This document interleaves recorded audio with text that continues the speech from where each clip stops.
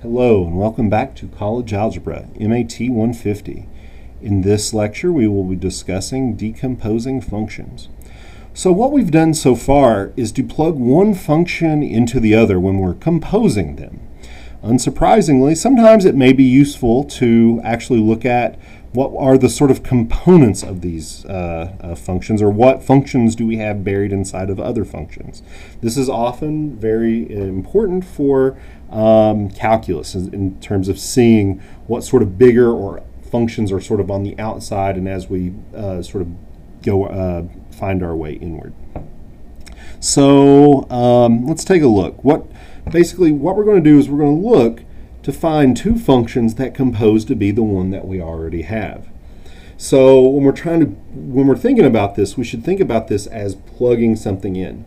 And to be clear before we continue, there are always, when you're trying to decompose functions, there's usually what we're trying to think about, but then there's also the idea you can actually do this an infinite number of ways, uncountably infinite as a matter of fact.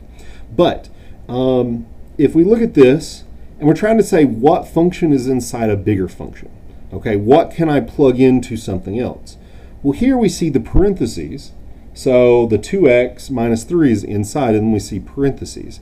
And then it's to the fifth power. So what we're doing, we can think about this as plugging 2x minus 3 into the inside the parentheses. So what does that mean on the outside? We have f, the outside function, being to the fifth power, or x to the fifth. And what were we plugging in? G of x equaling 2x minus 3. That's one sort of decomposition. So if we did this, take 2x minus 3, plug it in, we would have exactly what exactly what we're looking for. To be clear before we do the next one, we could also, there's always this answer always works for all of them. You could either let f of x be x or g of x be x.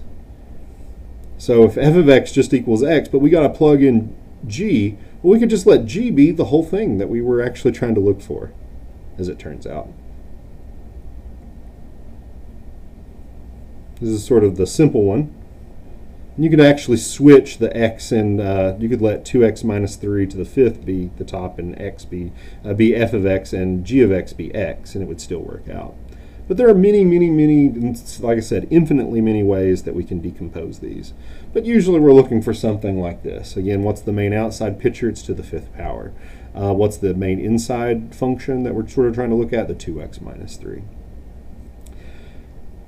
H is another good example of something that can be broken down many ways. And we'll look at, so we won't look at this sort of trivial one, but we'll look at least two.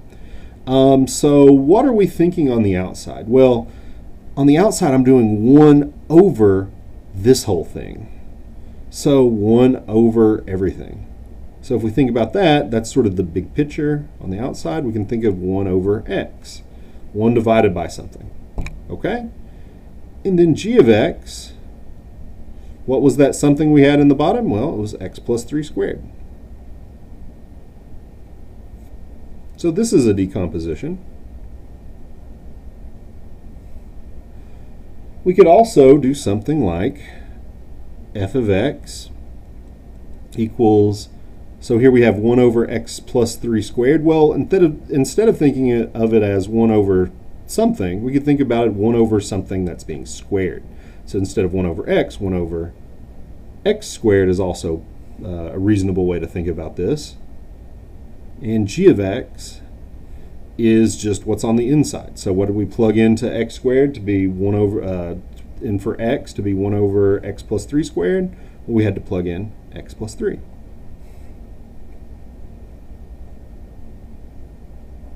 And that's another really good decomposition. And this and the other one are sort of trivial, not usually what we're looking for, but it is true.